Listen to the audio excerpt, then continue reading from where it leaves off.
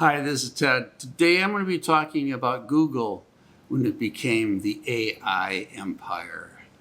And it was for a while. And we're going to talk about this. All right, let's get into this. Now, first of all, I'm going to be dealing with Google, the rise of the empire. The reason I have Darth Vader there in the ship that he was in is because it was deemed by many to be kind of the evil empire. And we'll get into a little bit of that. Actually, most of this I will be getting into in another video, possibly the next one, where I talk about all the different talk that was going around about Google and AI among those who were into AI at the time. All right, let's get into this. By 2010, in 2010, Google had the resource advantage. They had Google search and everybody was Googling this and Googling that. And so they had a lot of access to data, information, and they also had access to computer power, like unbelievable amounts. And they early adopted to an artificial neural network kind of a way of doing things. And that's going to be the way of the future. You know, there are a few people believed in it at the time, but it wasn't a common belief system in the whole AI realm. Their theory was that neural networks was kind of not going to go very far, but that's going to change in the next few years. And Google stepped up before it was huge. They stepped into it and they began to buy into it relatively early, and that's what helped them become the empire that they became. The other and final ingredient was money. They had a lot of money. So there were several steps to AI power. And the very first step was starting a group within Google called Google Brain. And this would focus on AI. This would focus on a lot of the neural network. And in order to get this up and running, what they did is they hired Andrew Ng from Stanford University. And he came in and helped start Google Brain. Andrew Ng, his goal was to solve world problems and also benefit society. I don't think he's ever quit that goal. He's always held true to his goals, to the best of my knowledge.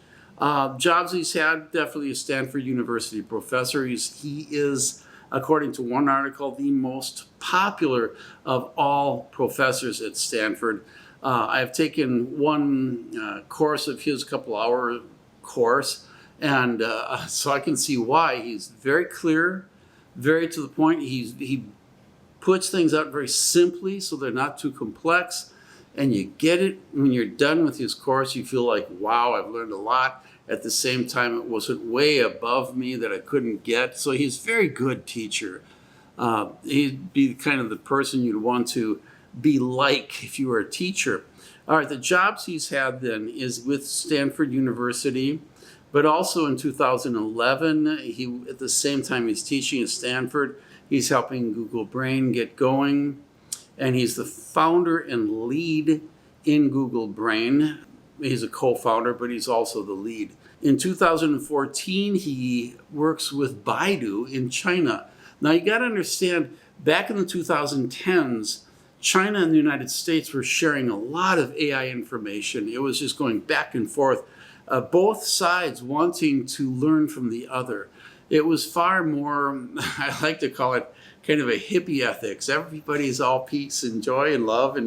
But there is this among the community of AI researchers. There was this kind of commonality. We want to learn from each other. We want to get from each other all that we can because it makes us better. And this was a general feeling throughout the 2010s. That's why we'll see in the 2010s a lot of back and forth with China and with the United States. And here we have Andrew Ng, who's helping Google, who's helping Stanford, and will also help China with their Baidu. He will become chief scientist with Baidu. Now, Andrew Ng also has a lot of other accomplishments. He wants everybody in the world to know how to use AI, so he sets up courses. He co-set up with a woman from Stanford Together, they set up something called Coursera. And if you don't know anything about Coursera, it's awesome. Check into it. That's all I'm going to say about that. But he's also set up online classes for Stanford in the area of AI. And a lot of people have learned their AI from these courses.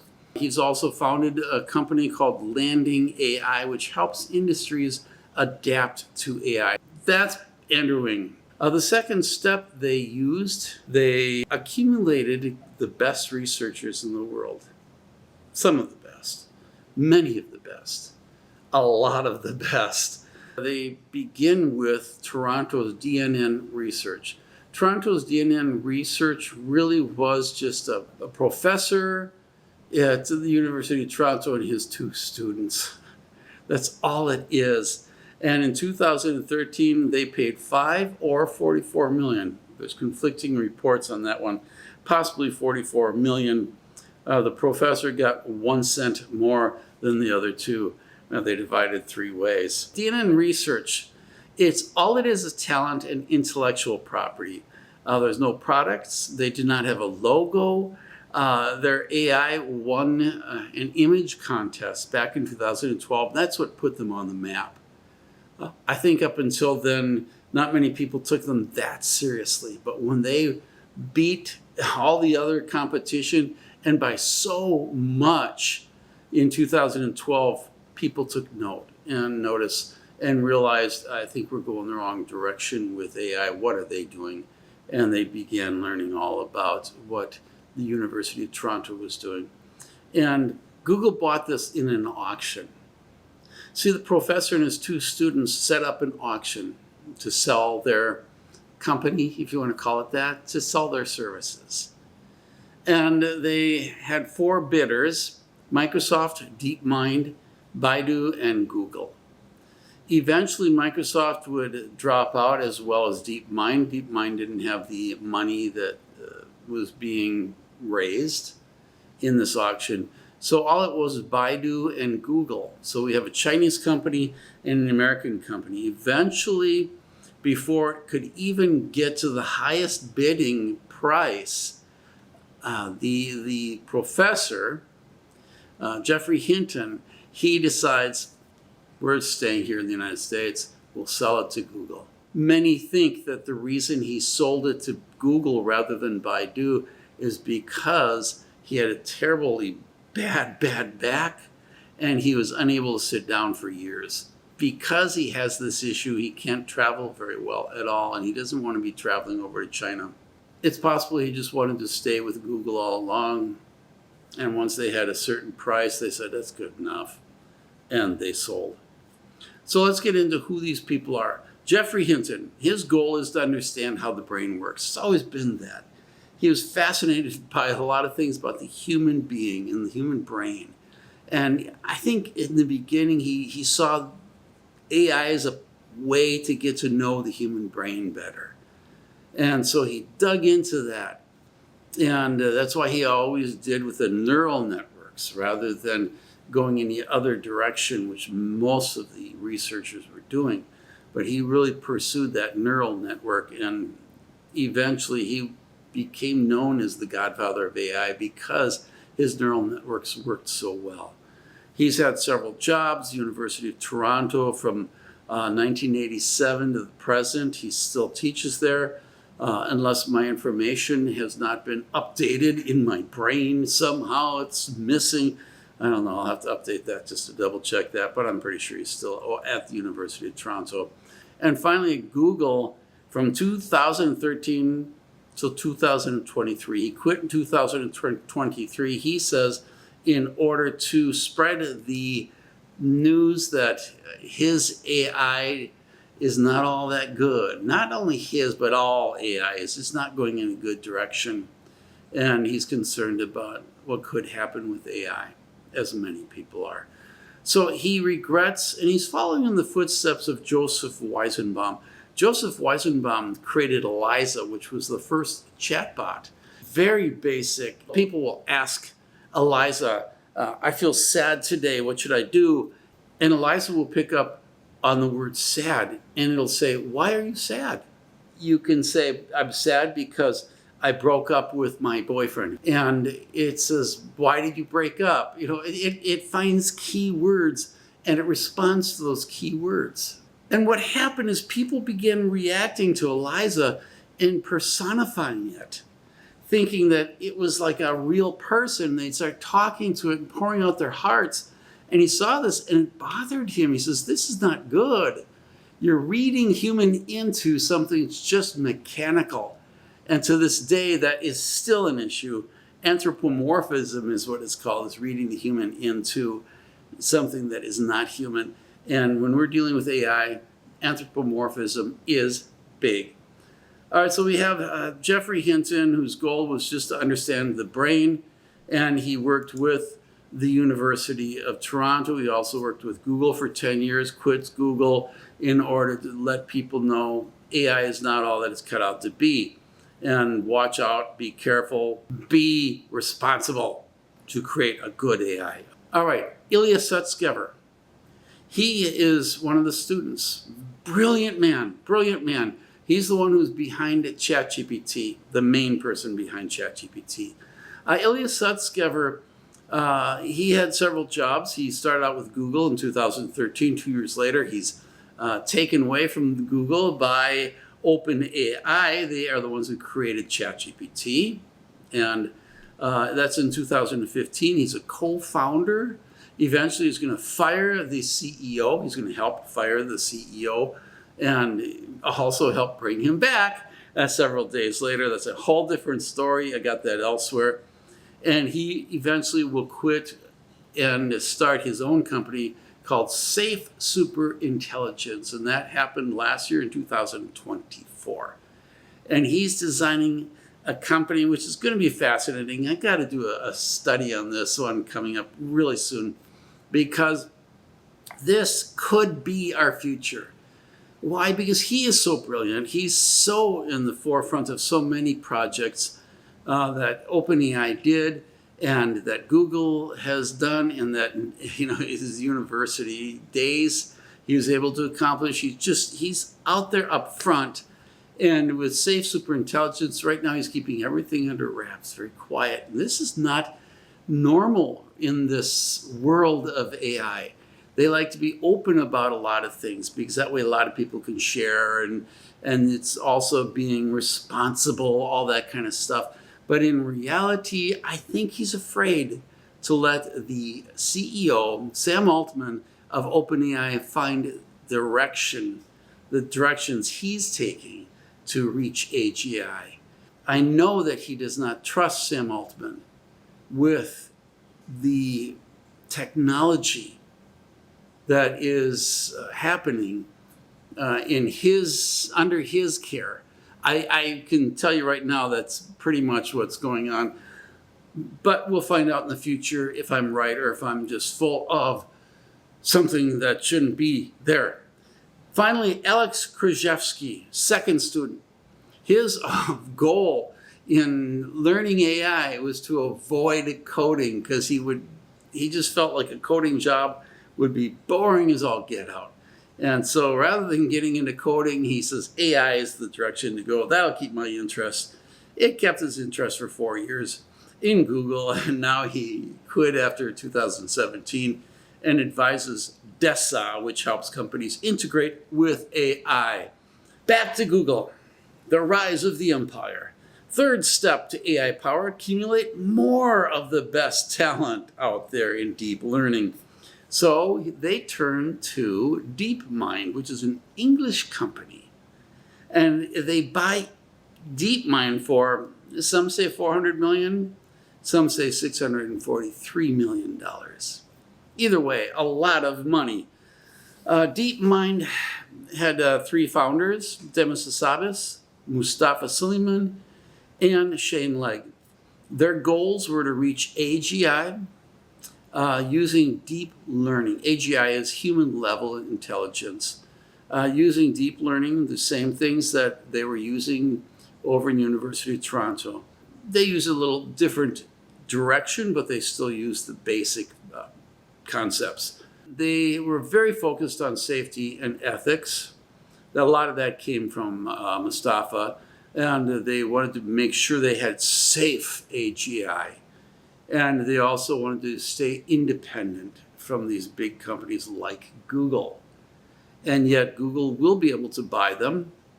And you'll see why here in a little bit. Like DNNresearch, they had no products. They had a logo.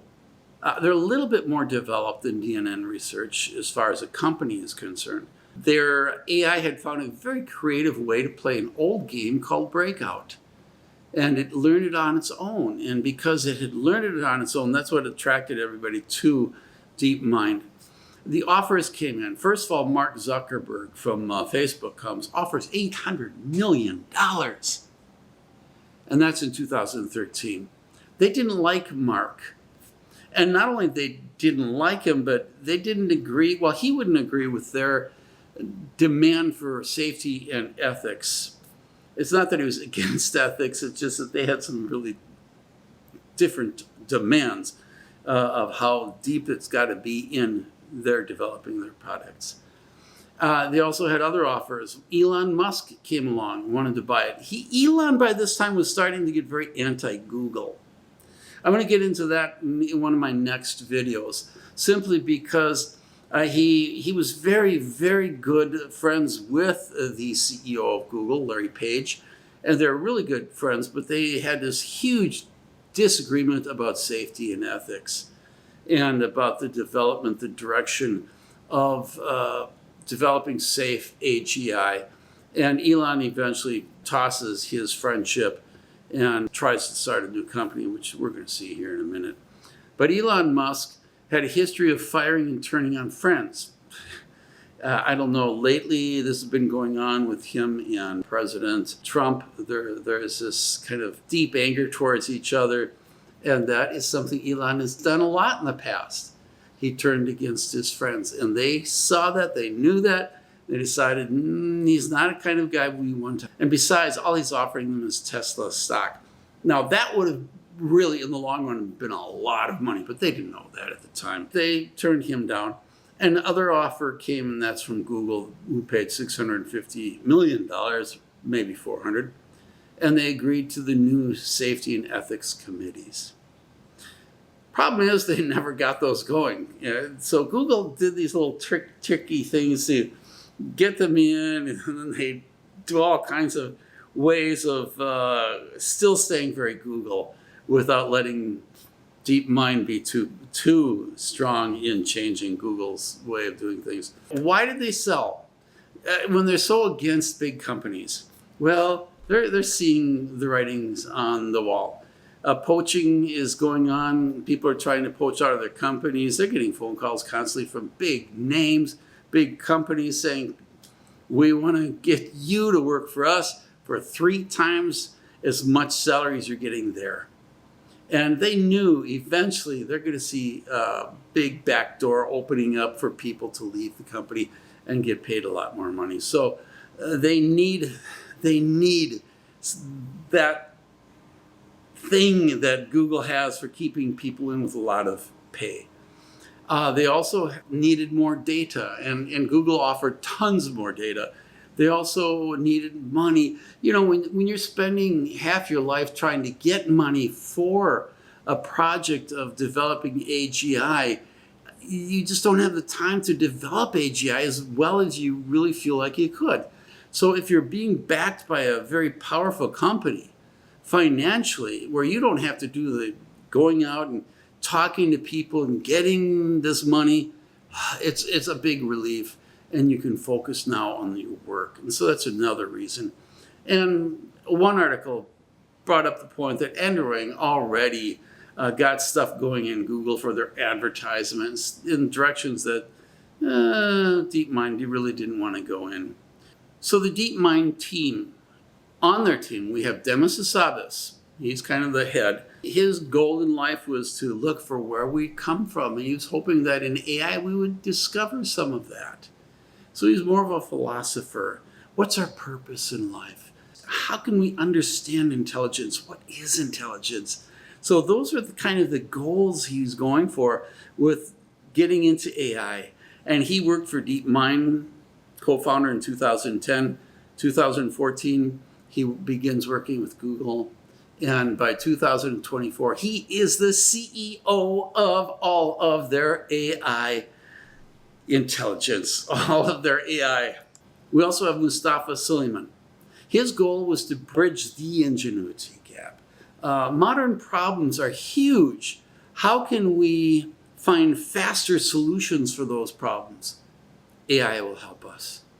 He's had several jobs, DeepMind, Google, and now he is the AI CEO for Microsoft as of 2024. Shane Light, his goal was to build safe AGI. I don't know anything beyond that. If you know more, let me know. But as far as jobs, he's pretty much stuck with the DeepMind team all along. And even today, after being bought out by Google, he is now the chief AGI scientist at Google. Now, the company itself, once it joined Google, it became very famous for beating Lee Sedol in the game of Go, which is a very complex game. And I could get much more into that, but there's plenty out there, and I've already talked a bit about that. But it was huge. When people saw what happened, and there were 200 million people watching this game. And when that happened, AI just became on the world's map. DeepMind is known for, well, I should say Google DeepMind, once they're bought by Google. They're known for AlphaGo, which is a huge event, which I'll talk about some other time, but it was 200 million people watching this computer play against the top professional, one of the top professionals in South Korea. 200 million people watching, and 4 out of 5 games was won by AlphaGo, and that put Google's AlphaGo on the map. 2018, it predicted almost every protein there is out there and how it will fold. It's a huge breakthrough, saving millions of hours of research. 2023, they merged with Google Brain. Up until 2023, you had 2 different groups. Google Brain, and you have, that's interesting. I just realized something. I got to find out when. Oh, okay, a whole new set of research I got to do. When did Jeffrey Hinton leave? There's something going on here. Okay, that's something I'll have to pursue, because Jeffrey Hinton leaves, as I've mentioned, to warn people of the way things are going. But I'm wondering if part of this is also the fact that they just put Demis Hassabis in charge of a territory that he was critical in.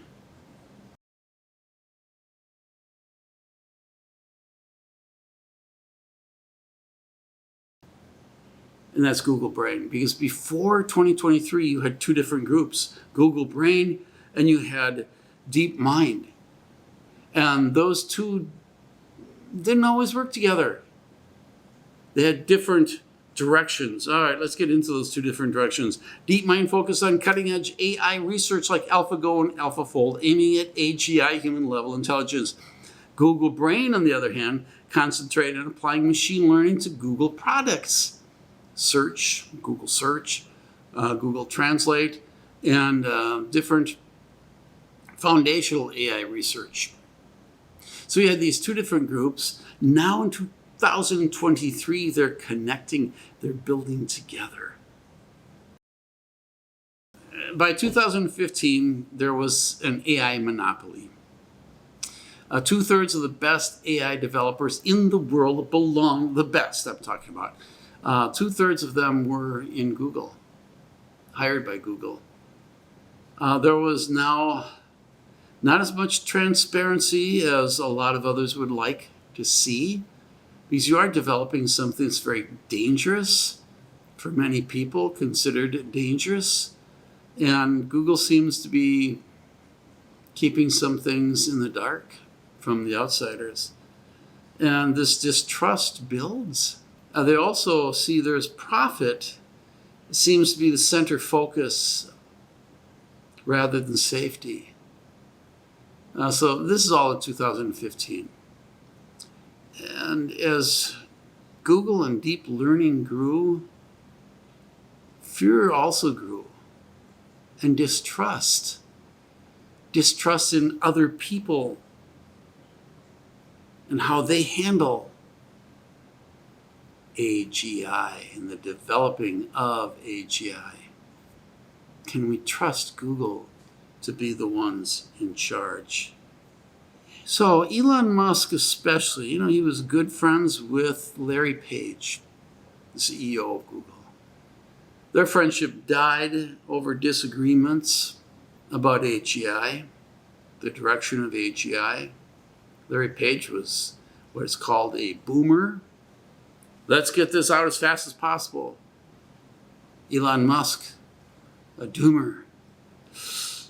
Let's be careful. Slow this down. Let's get some regulation in here. Let's make sure this is all safe.